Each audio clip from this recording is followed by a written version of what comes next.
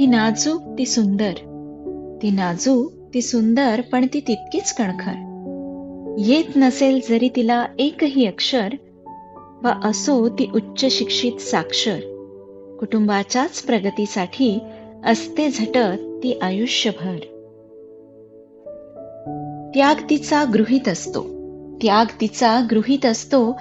बरेचदा कोणाच्या ओठी तिच्या कौतुकाचा एक शब्दही नसतो. ती आजारी असता घराचा जणू उत्साहात संपतो. पण आठवून बघा थोडंसं, घरातील कोण तिची किती विचारपूस करतो. कौतुक सोहळा तिचा एक दिवसापुरता नसावा. रोजच्याच वागण्यात तिच्याबद्दल आदर दिसावा. फक्त कागदावर आणि कामावर तिचा हक्क समान नसावा. तिच्या स्त्रीत्वाचा सन्मान आणि तिच्या कर्तृत्वाचा मान तिला रोजच मिळावा. तिला रोजच मिळावा.